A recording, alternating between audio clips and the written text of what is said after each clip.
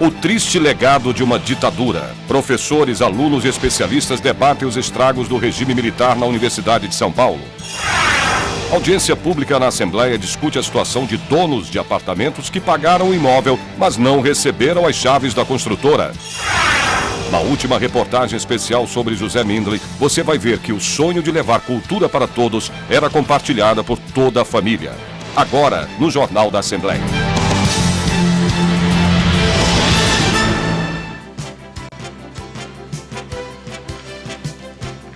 Olá, muito boa tarde.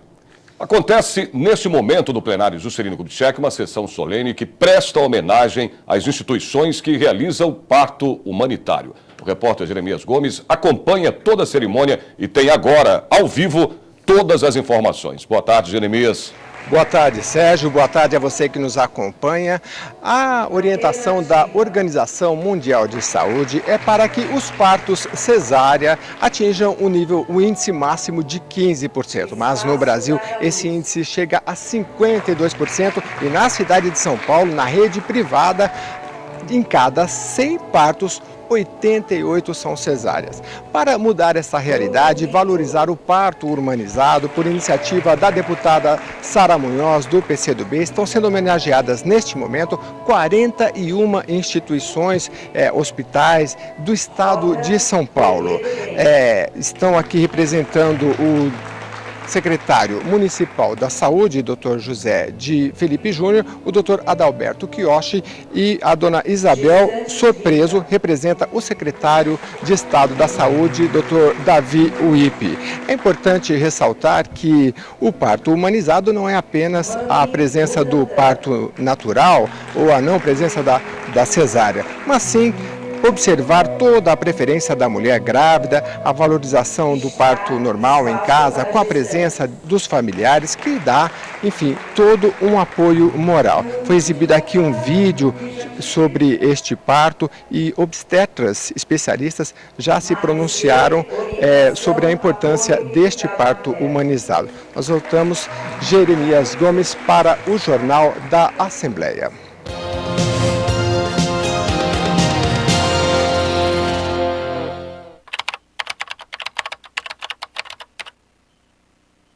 Bem, nesse período, a Justiça Eleitoral não está emitindo o título, porque o cadastro foi fechado em razão das eleições, porque nós precisamos preparar sessões eleitorais.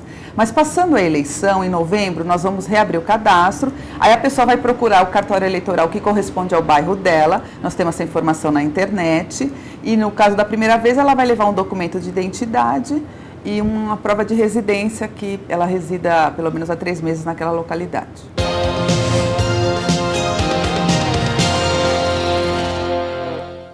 Uma audiência pública discutiu o legado da ditadura na Universidade de São Paulo.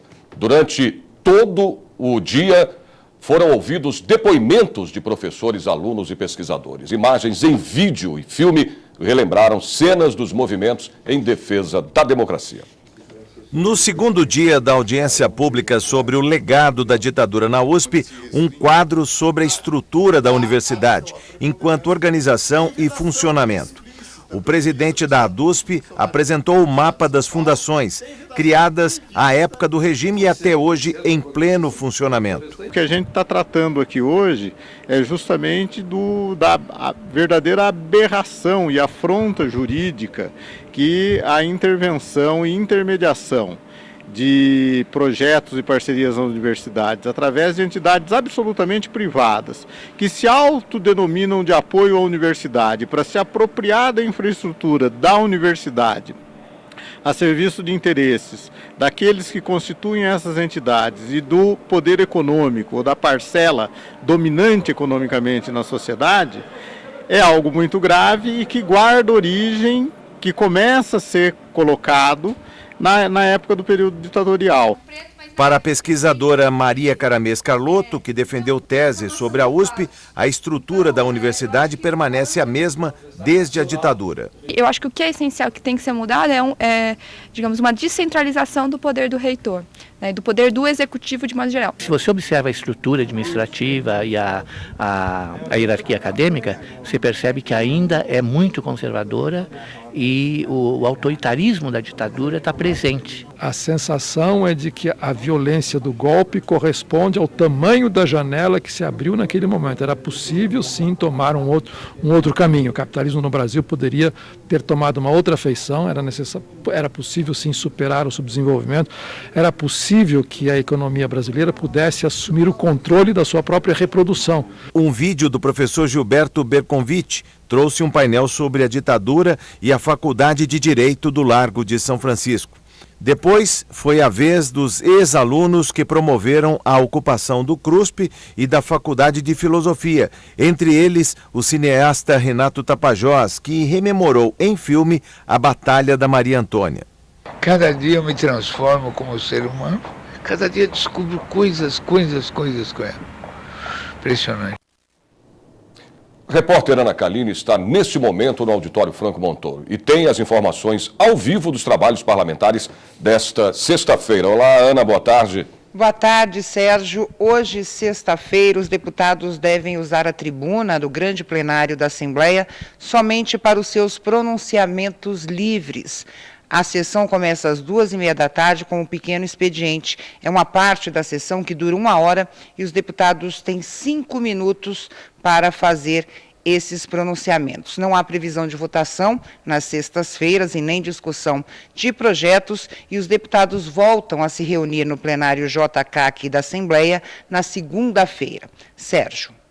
Ok, Ana, obrigado. Olha, e ontem foi o dia mais quente deste inverno em São Paulo.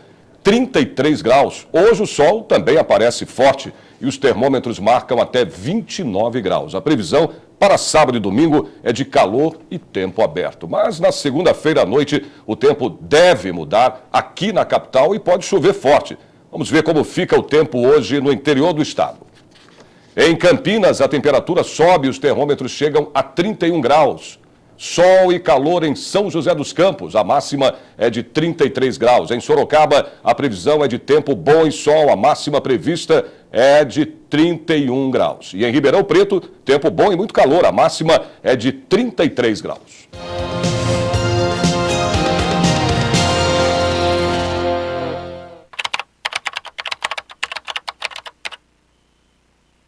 Sim, fica pronto na hora, é online, a pessoa já sai do cartório eleitoral com o título. Na capital, nós já colocamos os equipamentos em todas as zonas eleitorais, então se o eleitor for tirar o título na capital, ele já será identificado pela biometria. Isso também está acontecendo em algumas cidades, São Bernardo, Osasco, Guarulhos, e a intenção é ampliar, colocar mais equipamentos em outras zonas eleitorais para que ele já possa ser identificado pela biometria.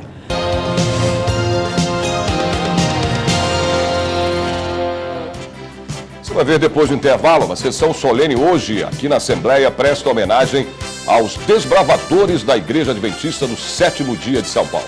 E uma audiência pública discutiu a situação de mais de 140 famílias que pagaram pelo apartamento, tiveram que invadir os imóveis porque a construtora não entrega as chaves. Você vai ver os detalhes daqui a pouquinho.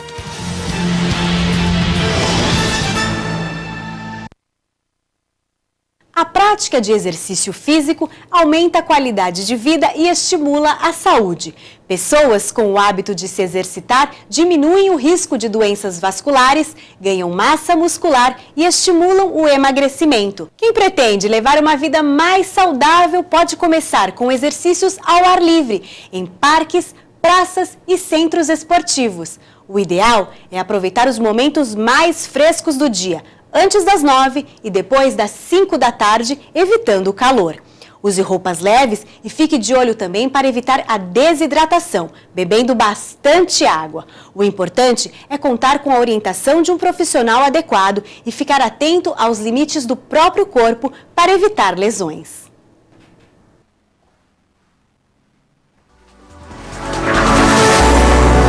TV Alesp, a TV da cidadania.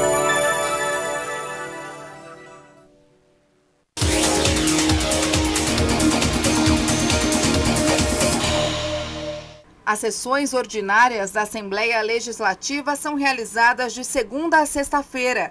das 2h30 da tarde às 7 da noite.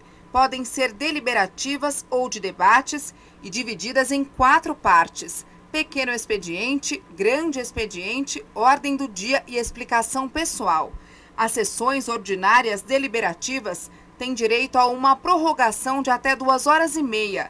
Qualquer sessão, para ser iniciada, deve registrar em plenário as presenças de pelo menos 24 deputados, o equivalente a 1/4 do total de parlamentares. A primeira etapa das sessões é o pequeno expediente, quando ocorre a leitura da ata provisória da sessão anterior e a de um resumo dos documentos dirigidos à Assembleia. Ainda nesta etapa, deputados inscritos previamente falam sobre um tema de livre escolha. A segunda parte das sessões ordinárias é chamada de grande expediente e tem duração máxima de 1 hora. Cada deputado inscrito dispõe de 10 minutos para abordar um assunto de sua livre escolha. Em seguida, começa a ordem do dia. Tem início às 4h30 da tarde e pode estender-se até às 7 da noite. Durante a ordem do dia ocorrem as discussões e as votações. As matérias são ordenadas de acordo com a sua tramitação, urgência, prioridade e ordinária. Caso a sessão termine antes das 7 da noite, o tempo restante será dedicado à explicação pessoal.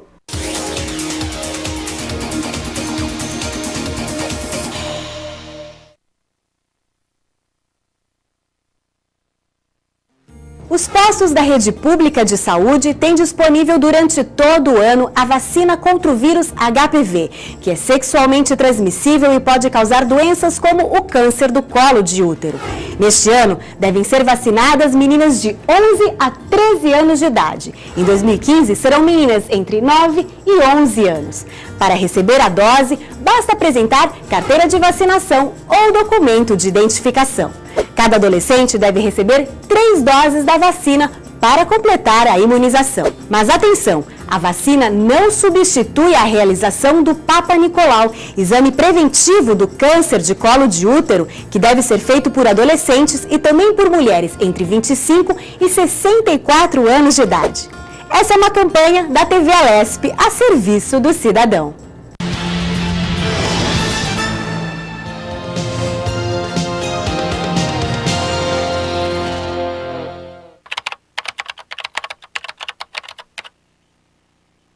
Não, o título tem que ser tirado no próprio cartório eleitoral. A legislação ainda exige a presença do eleitor no cartório eleitoral para ele requerer o documento. É um ato assim personalíssimo, só ele pode fazer isso. Então ele tem que procurar o cartório.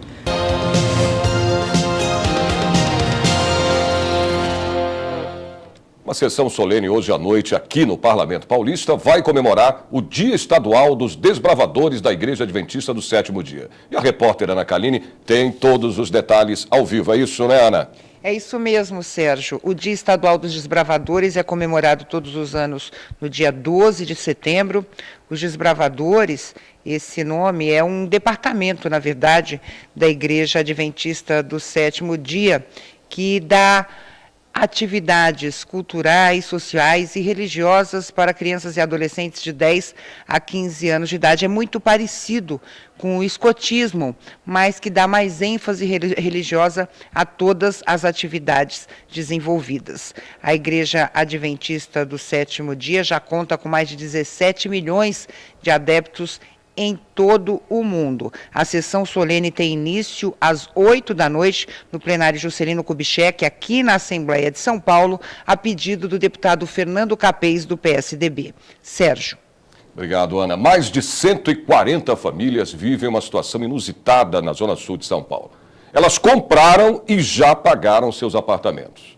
Acontece que os prédios já estão prontos, mas a construtora não entregou as chaves. Cansados da espera de quase 10 anos, os moradores resolveram invadir os apartamentos. Essa situação toda foi discutida numa audiência pública aqui na Assembleia. Em 2005, Marcelo adquiriu um apartamento por meio da cooperativa Serra do Jairé, na Zona Sul de São Paulo. Já pagou 100 parcelas, a última de R$ 912. Segundo ele, a entrega deveria ter sido feita há 9 anos, mas nunca aconteceu. Cansado de esperar, em agosto deste ano, ocupou o imóvel, a exemplo de dezenas de outras famílias. Está confirmado que eu fui enganado. E eu estou lutando aqui para tentar reverter isso daí. E que as pessoas que são verdadeiramente culpadas sejam responsabilizadas. Este outro proprietário diz que as famílias foram atraídas pela condição de venda dos imóveis divulgadas em panfletos da época. As condições eram favoráveis, onde existia um autofinanciamento direto pela cooperativa, não exigia ter uma boa renda para isso, comprovação de renda, vou dizer assim, melhor, né? Então isso tudo facilitou para que nós aderíssemos a esse movimento. De acordo com o advogado Marcos Nascimento, que defende os proprietários, o esquema envolve 7 cooperativas. O condomínio Varandas de Interlagos possui 144 apartamentos, mas ele explica que estariam sendo vendidas mais unidades do que havia para entregar em um esquema em que os imóveis seriam registrados em nome da construtora Construal e não em nome da cooperativa. Será entregue efetivamente à casa um dossiê completo sobre todos o que foi apurado efetivamente até o momento, todos os crimes, todos os envolvidos e a imensidão, entendeu, de pessoas e famílias que efetivamente foram prejudicadas por esse esquema.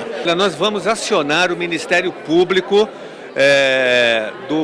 em defesa do consumidor. Nós vamos acionar também aqui na Assembleia Legislativa as comissões permanentes que possam ajudar nesse caso, porque pelas denúncias que nós recebemos aqui, a situação é muito grave. Trata-se, me parece, aqui de um estelionato, de um golpe contra os cooperados. Isso não é justo, por isso que nós vamos tomar atitudes aqui pela Assembleia Legislativa. Vamos ver agora como fica o tempo, agora à tarde, em mais cidades do interior e do litoral do estado. Em Santos, o sol aparece e faz calor, máxima de 29 graus. Em São José do Rio Preto, tempo bom, sol forte, 37 graus. Em Mogi das Cruzes, a temperatura chega aos 31 graus. E em Piracicaba, a temperatura máxima chega a 33 graus.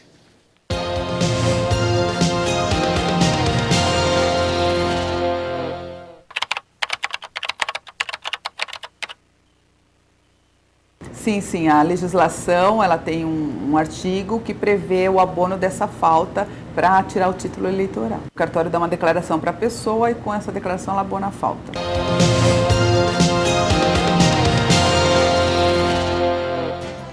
Na quinta reportagem especial sobre José Minley, você vai ver a ajuda da família para ver o sonho do bibliófilo virar realidade. O Jornal da Assembleia volta logo depois do intervalo, até já.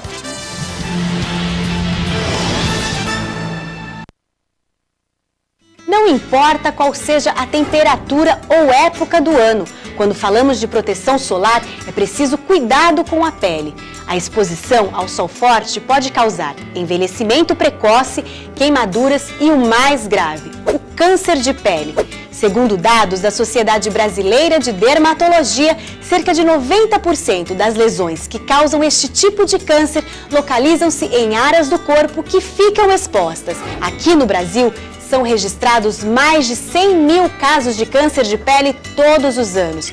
Por isso, além do uso do protetor, evite tomar sol entre 10 da manhã e 4 da tarde. Mesmo em dias nublados, não esqueça do filtro solar, além de se proteger com bonés, chapéus e óculos escuros. E para manter a pele saudável e bonita no verão, beba bastante líquido, além de, claro, passar protetor solar a cada 2 horas e com um fator de proteção superior a 15.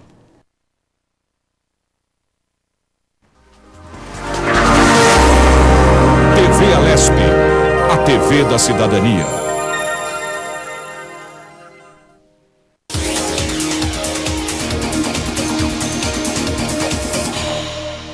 Os pareceres das comissões da Assembleia, elaborados pelo relator, são votados pelos integrantes. A decisão é tomada por maioria simples. Há prazo determinado para elaborar e votar o parecer.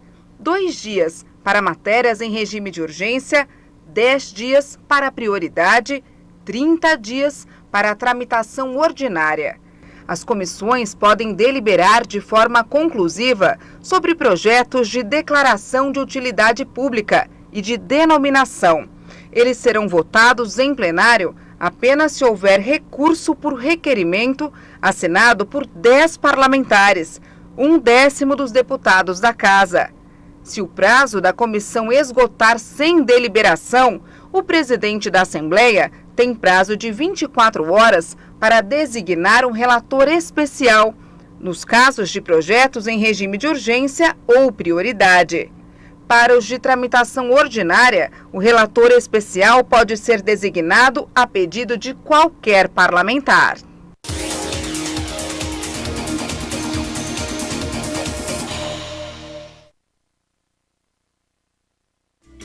Em 2014 é ano de eleições no Brasil para eleger presidente, governadores, senadores, deputados federais e também estaduais.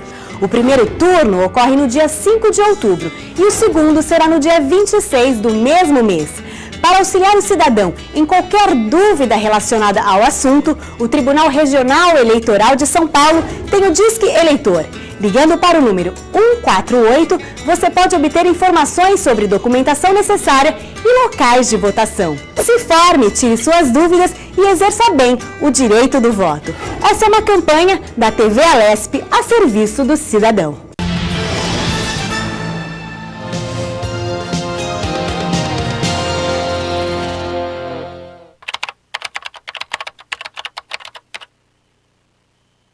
Sim, bem, todo ano eleitoral nós fechamos o cadastro 6 meses antes da eleição. Por exemplo, neste ano nós fechamos em 7 de maio. Então o eleitor, naquele ano de eleição, ele tem esse prazo para tirar o título. Agora, a transferência também, só que ele não é obrigado a transferir o domicílio eleitoral, mas é mais conveniente que ele transfira para que ele possa exercer a cidadania onde ele está morando. Então muitas pessoas não transferem e acabam tendo que justificar a ausência. Então, assim, não há, o eleitor deve procurar o cartório eleitoral nesse prazo e, sim, como o voto é obrigatório, o eleitor ele tem até a véspera dos 19 anos para tirar o título. Caso ele não tire, ele terá uma multa depois pelas eleições que ele deixou de comparecer.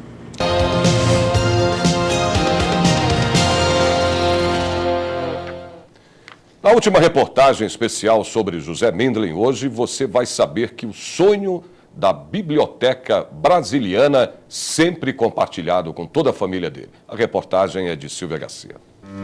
Rodrigo é neto do vô Juca. Do avô se lembra bem da gemada com gotas de café, do cheiro dos livros por toda a casa e da liberdade em relação à vida, às pessoas. Ele sempre foi uma pessoa, como avô, muito próximo, muito afetivo. Passava longos momentos ao lado do avô, que gostava de ler, tirar alguns cochilos e fazer silêncio. Na época em que corria pela casa, subindo em prateleiras para procurar um livro para ler, Rodrigo sabia bem quem era o vô Juca. Mas José Mindlin só conheceu depois. Era alguém que estava sempre disponível para ouvir e conversar, mas não tinha essa coisa de dar especificamente conselho, não. De José Mindlin, Rodrigo aprendeu a pegar gosto pelos livros, o tal do vírus da leitura que o avô sempre falou, e a respeitar os seres humanos. Que as pessoas são as pessoas, né? E isso, a posição que elas estão no mundo, na política, social, econômica, não interessa, são pessoas. Não era incomum esbarrar com artistas e escritores pela casa de 3 quartos do Brooklyn. Também não lhe parecia estranho ter várias edições de livros com dedicatórios de grandes poetas. Rodrigo, esses versos falam de um tempo quase arqueológico, mas o abraço que te mando é atual e afetuoso. Carlos Drummond de Andrade. A história do Rodrigo e do vô Juca é bem mais que o relacionamento entre avô e neto. A história deles dois é do tamanho desse prédio. No final de 1999, recém-retornado de Londres, onde fez 2 anos de pós-graduação em arquitetura, Rodrigo foi chamado para uma conversa com seu avô. Ele iria doar a Brasiliana USP, mas não era só. Queria que o neto fizesse o projeto da biblioteca, juntamente com Eduardo de Almeida e Flávio Mindlin Guimarães. Para o menino de 30 anos, o pedido era quase impossível. Era. A biblioteca tem lá uma estrutura que está sujeita às chuvas, trovoadas e dias ensolarados da Universidade de São Paulo. Tem um conselho esse conselho, eu acho que é o principal responsável por manter esses princípios, né, por manter esses princípios de livre acesso, de digitalização de todo o acervo, de transmissão do conhecimento, né, de recuperação, de ampliação do acervo. Então isso é muito importante. O Vojuca acompanhou tudo de perto até onde deu. Quando a biblioteca inaugurou o ano passado, Mindlin já não estava mais por aqui. Em 2010, aos 95 anos de idade, o Vojuca morreu. O que você falaria para o seu avô se ele estivesse ainda vivo? Vamos fazer outra.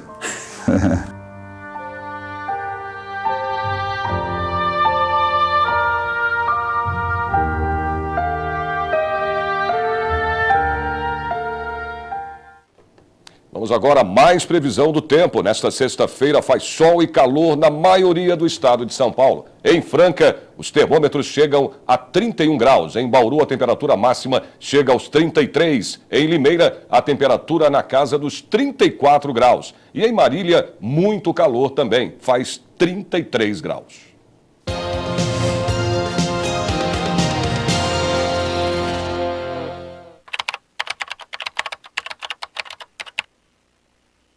Bem, é opcional, o eleitor que deve decidir. Se ele está num bairro muito distante do local de votação dele, então de preferência que ele faça essa transferência. Caso seja muito próximo, não há necessidade, porque ele está dentro da mesma cidade.